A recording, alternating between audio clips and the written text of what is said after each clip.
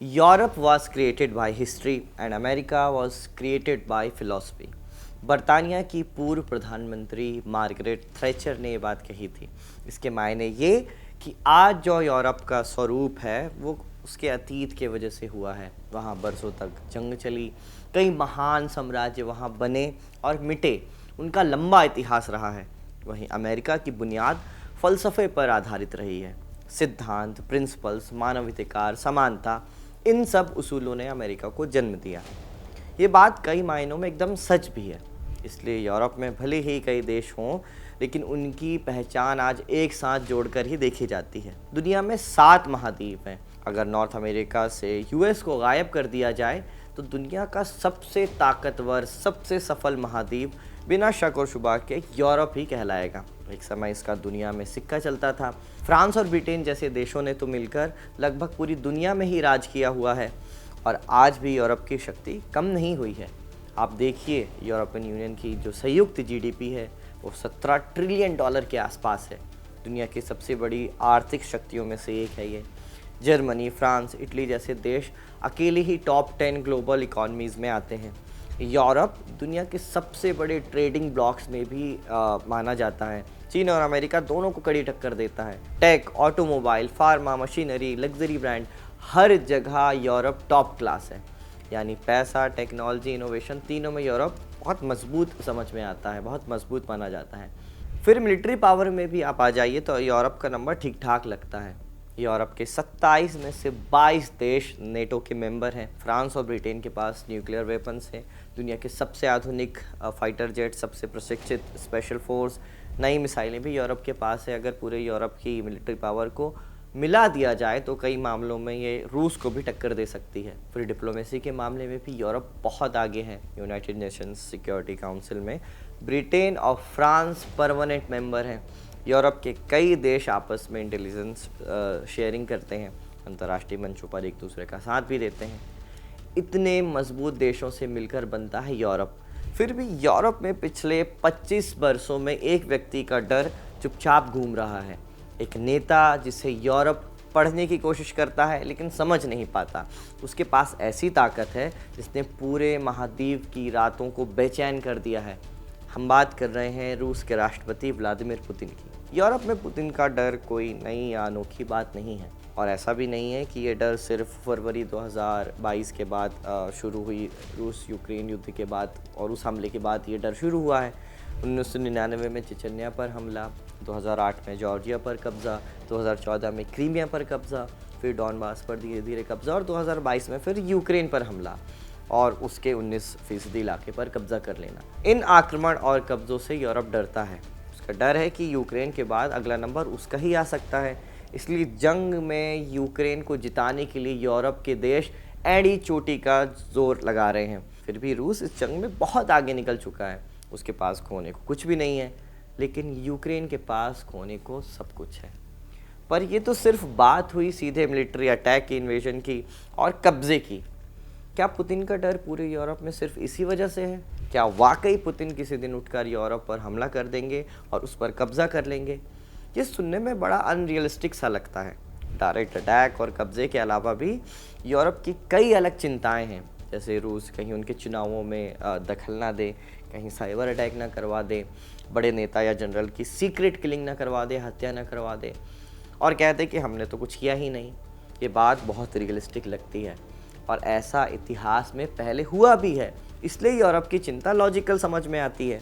Putin के डर की जब जब बात होती है तो द लॉस्ट केजीबी प्लेबुक का जिक्र भी होता है।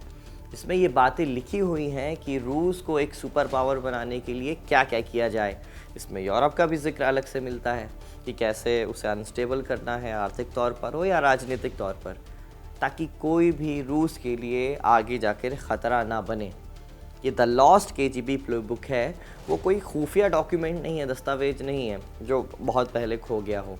ये सोवियत यूनियन के ज़माने के स्ट्रेटजीज़ का एक संकलन है, इसीलिए इसे एक मेटाफर के रूप में इस्तेमाल किया जाता है, the lost KGB playbook. Europe के अखबार में इसके बारे में कई सालों से लिखा जा रहा है। सिक्योरिटी एक्सपर्ट्स जो हैं वो इस पर चिंता जता रहे हैं कई बरसों से ही।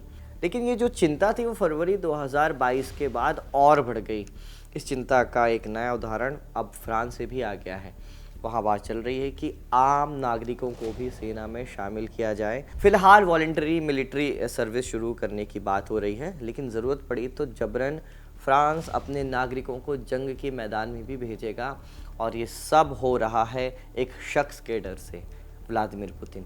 इसलिए आज इस वीडियो में जानेंगे कि यूरोप को पुतिन से डर क्यों लगता है, द लॉस्ट केजीबी प्लेबुक में क्या लिखा हुआ है, और अगर यूरोप और रूस में जंग होती है तो कौन जीतेगा।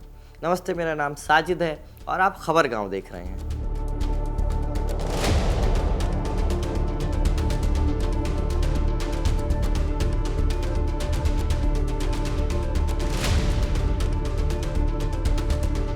सोवियत यूनियन के टूटने के बाद क्रीमिया कागज़ पर यूक्रेन का हिस्सा तो बन गया था, लेकिन यहाँ की बड़ी आबादी रूसी भाषा ही बोलती थी।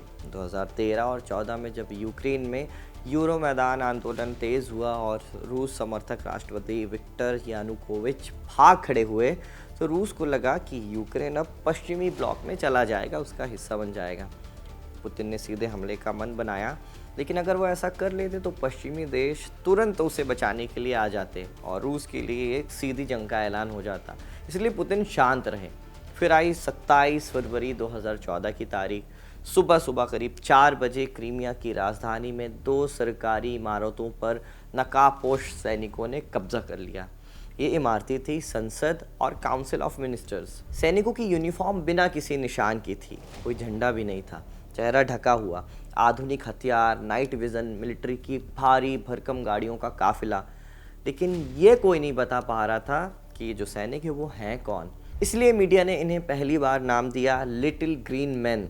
इन हरे सैनिकों ने क्रीमिया के एयरपोर्ट, टीवी टावर, मुख्य सड़कें और फिर सबसे इम्पॉर्टेंट है यूक्रेनी सेना की बैरकों को एक एक करके घेर लिया। इन हरे सैनिकों ने यूक्रेनी सैनिकों पर हमला नहीं किया था, बस रास्ते बंद कर दिए थे और कहा था कि हम पर हमला मत करो, हम बस सुरक्षा देने आए हैं। ये लोग कौन थे, इस बात को जानने के लिए पूरी दुनिया में एक खलबली मची हुई थी। पूरी दुनिया पूछ रही थी कि क्या ये रूसी सैनिक ही हैं।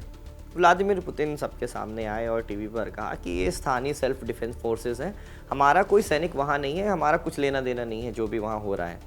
लेकिन हर हथियार, हर गाड़ी, वाहन, हर यूनिट रूसी आर्मी का ही था। जो सुरक्षा विशेषज्ञ थे वो तुरंत देखकर ये पहचान गए थे विजुअल्स देखकर।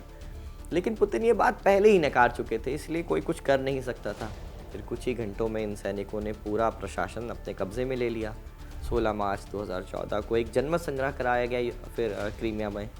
इसमें 96% लोगों ने रूस के साथ जाने का रास्ता चुना। 18 मार्च 2014 को रूस ने आधिकारिक रूप से क्रीमिया को अपने में मिला लिया। रूस का जो क्रीमिया पर ये जो कब्ज़ा हुआ था वो लगभग बिना खून बहाए हुआ था। ये जॉर्जिया पर कब्ज़े से एकदम उलट था। जब 2008 में रूस ने यहाँ हमला किया था जिसमें लगभग 1000 लोग मारे गए थे। इसलिए क्रीमिया पर कब्जे ने यूरोप को और ज़्यादा चिंता में डाल दिया। कहा कि रूस इस तरह की साइलेंट क्रांति कहीं भी कर सकता है।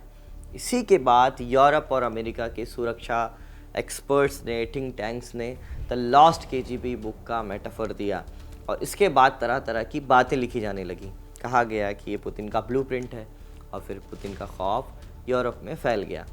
5 बिंदु में आपको समझाते हैं कि कैसे पुतिन का जो डर है वो यूरोप में फैल गया और कैसे इसे द लॉस्ट केजीबी प्लेबुक से जोड़ा जाता है। Number 1, political fragmentation in Europe, यानी यूरोप की राजनीति में दरार डालना। केजीबी का सबसे बड़ा लक्ष्य था पश्चिमी लोकतंत्र को अंदर से कमज़ोर करना। पश्चिमी दुनिया के मुताबिक रूस की इस प्लेबुक में इसके 3 तरीके बताए गए हैं। पहला ये कि लेफ़्ट और राइट की लड़ाई करवाना, एक तरफ कट्टरपंथी दक्षिणपंथ को और एक तरफ कट्टरपंथी वामपंथ, दोनों को फंड करो, दोनों को पैसा पहुंचाओ और फिर दोनों को आपस में लड़ा दो। दूसरा, ऐसी मीडिया और थिंक टैंक को फंड करना, उन्हें प्रमोट करना जो ईयू यानी यूरोपियन यूनियन को एकदम बटा हुआ दिखाए, ये बताए कि ईयू के जो देश हैं वो एक दूसरे के खून के प्यासे हैं। ये थिंक टैंक और मीडिया नेटो को एक फेल संगठन भी दिखाएं। और तीसरा, इमिग्रेशन, धर्म, LGBTQ और आर्थिक असमानता जैसे संवेदनशील मुद्दों पर समाज को ध्रुवीकृत कर देना। फिर इनके अलावा अलग अलग देशों की अंदरूनी राजनीति और चुनावों में भी प्रभाव डालना इस प्लेबुक का एक अहम पॉइंट बताया जाता है। और रूस पर ऐसा करने के आरोप लगते भी रहे हैं लंबे समय से। साल 2016 के अमेरिकी राष्ट्रपति चुनाव, 2017 का ब्रिटेन का राष्ट्रपति चुनाव, 2016 का ब्रेक्जिट रेफरेंडम, ईयू का 2019 वाला चुनाव, नॉर्वे, स्वीडन और फिनलैंड में 2018 से 2022 तक चुनाव हुए, उनको प्रभावित करना। लिस्ट बहुत लंबी है लेकिन pattern same. Media propaganda, social media में गलत जानकारी के लिए टीम हायर करना और एक प्रोपागेंडा फैलाना, एक नैरेटिव बनाना। फिर रूस ने एनर्जी को भी एक बड़ा हथियार बनाया है, लेकिन ये कहानी पुतिन के पहले से ही शुरू हो चुकी थी सोवियत यूनियन के दौर में। 1970 का दशक, यूरोप को सस्ती गैस की ज़रूरत थी, सोवियत यूनियन को पैसा चाहिए था, दोनों की ज़रूरतें मिल गई। सोवियत यूनियन ने कहा कि आपके घर में जो सर्दी पड़ रही है उससे छुटकारा हम दिलवाएंगे, आप बस डॉलर्स देते जाइए, यूरो देते जाइए। 1970 में पहली बार trans Euro Soviet gas pipeline बनी। इसे बाद में जो लोग थे वहाँ के रशिया और यूरोप के लोग ब्रदरहुड पाइपलाइन कहने लगे। ये सोवियत यूनियन से सीधे ऑस्ट्रेलिया और जर्मनी तक जाती थी ये पाइपलाइन और गैस सीधे पहुँचती थी। और इसके अलावा और भी कुछ पाइपलाइन बनी जो यूरोप के अलग अलग देशों में पहुँचने लगी। फिर यूरोप ने सोचा कि गैस सस्ती मिल रही है, सुरक्षित है और पाइपलाइन सीधी मॉस्को से आती है, क्या ही दिक्कत होगी। लेकिन यही यूरोप ने पहली गलती की। सस्ता दिखा लेकिन रणनीति समझ नहीं पाए। धीरे धीरे जर्मनी, इटली, फ्रांस, ऑस्ट्रिया, इस सभी सोवियत यूनियन की गैस पर निर्भर होते चले गए। फिर 1991 में सोवियत यूनियन टूट गया, पर एक चीज़ नहीं टूटी, यूरोप की पाइपलाइनें। रूस ने समझ लिया था कि तेल और गैस ही हमारी असली ताकत है। साल 2000 में पुतिन सत्ता में आ गए थे। उन्होंने इस निर्भरता को और बढ़ाने के प्रयास किए। 2003 में ब्लू स्ट्रीम पाइपलाइन बनी तो ब्लैक सी से होकर तुर्की जाने लगी ये पाइपलाइन। 2005 आते आते जर्मनी की गैस की जो मांग थी वो भी बहुत बढ़ गई थी। उसने रूस से कहा कि कोई ऐसी पाइपलाइन बनाई जाए जो सीधे हम तक पहुँचे, सीधे जर्मनी तक पहुँचे। तो इस तरह 2005 में नॉर्ड स्ट्रीम 1 इस पाइपलाइन का काम शुरू हुआ और 2011 में ये पाइपलाइन बनकर तैयार भी हो गई। अब इससे बाल्टिक सागर के रास्ते सीधे गैस पहुंच रही थी और ये पाइपलाइन बीच में कोई और देश से जुड़ती नहीं थी। जर्मनी यूरोप का सबसे बड़ा देश है। पाइपलाइन की वजह से ट्रांसपोर्ट का खर्चा कम हुआ और उससे सस्ती गैस मिलने लगी। लेकिन 2022 के बाद जब रशिया यूक्रेन वॉर की वजह से रूस पर प्रतिबंध लगे तो जर्मनी ने रूस से गैस खरीदनी बंद कर दी। अब जर्मनी अपनी ज़रूरत का ज़्यादातर गैस अमेरिका से ख़रीदता है। ये उसके लिए बहुत महंगा पड़ता है। पहले अमेरिका में गैस को लिक्विड बनाया जाता है, फिर जहाज़ से ये गैस यूरोप आती है, फिर अलग से प्रोसेस करके ये गैस बनाई जाती है। कितना लंबा खर्चा हो जाता है ये। वहाँ से रूस से एक बस टोटी खोलने की देरी रहती थी। इसी तर्ज पर फिर जर्मनी ने रिक्वेस्ट की तो नॉर्ड स्ट्रीम 2 पाइपलाइन बनानी शुरू हुई थी। 2021 तक इसका काम लगभग पूरा हो गया था, लेकिन फिर वही प्रतिबंध की वजह से ये शुरू नहीं हो पाई। खैर, कहने का मतलब ये है कि यूरोप ने रूस से तेल और गैस खूब खरीदा और सस्ते दामों में ख़रीदा और उसकी वजह से उस पर वो निर्भर होते चले गए। अब प्रतिबंधों की वजह से कहीं और से ये मांग पूरी की जा रही है और उन्हें महंगे दामों पर गैस खरीदनी पड़ रही है, जिससे यूरोप के देशों को बहुत नुकसान हो रहा है। फिर अगला बिंदु कल्टीवेशन ऑफ एसेट्स का आता है, जिस पर पुतिन बहुत यकीन करते हैं।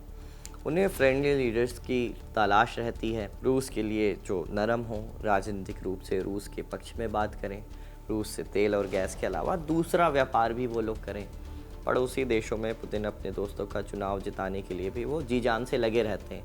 अलेक्जेंडर लुकाशेंको और रमज़ान कादिरोव इसके प्राइम एग्जाम्पल्स हैं। इसके अलावा यूरोप ये भी आरोप लगाता है कि पुतिन ने यूरोप में अपने ओलिगार्क्स का नेटवर्क बनाया हुआ है, जिनके ज़रिए पैसा पहुंचाकर पूरे यूरोप में रूस का प्रभाव बढ़ाया जाता है रूस के पक्ष में। ये पुतिन से डरने की अंदरूनी वजह है जो उतनी विजिबल नहीं है जितनी बम, मिसाइल, टैंक और फाइटर जेट दिखते हैं। दुनिया को रूस की परमाणु सलाहियत तो दिख जाती है, न्यूक्लियर कैपेबिलिटी तो दिख जाती है, लेकिन ये नहीं दिखता कि यहाँ से गैस पाइपलाइन की टोटी बंद करने भर से यूरोप को करोड़ों डॉलर्स का नुकसान हो रहा है।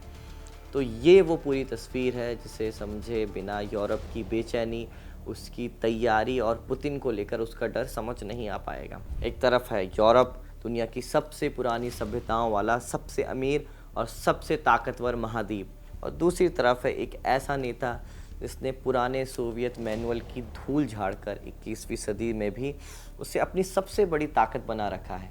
पुतिन सिर्फ टैंकों और मिसाइलों से नहीं लड़ते, वो इन्फॉर्मेशन, एनर्जी, पॉलिटिक्स, साइबर और भ्रम हर मोर्चे पर लड़ते हैं। यूरोप समझ गया है कि असली ख़तरा हमें युद्ध का नहीं होता है, कभी कभी ख़तरा उस खामोश खेल का भी होता है जो आपके घर में बदलाव कर जाए चुपके से और आपको पता भी ना चले। अब सवाल ये है कि आने वाले सालों में ये टकराव कहाँ जाएगा? क्या यूरोप अपनी एकजुटता बचा पाएगा?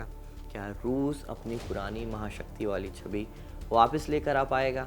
या फिर ये पूरा संघर्ष 21वीं सदी का सबसे बड़ा राजनीतिक भूकंप बनने वाला है? इन सब सवालों के जवाब हमें आने वाले समय में मिल ही जाएंगे। आप इस विषय पर क्या सोचते हैं हमें कमेंट कर ज़रूर बताएं। ये वीडियो रिकॉर्ड की थी आपके लिए हमारे साथी आनंद ने। मेरा नाम है साजिद, देखते रहिए खबर गाँव।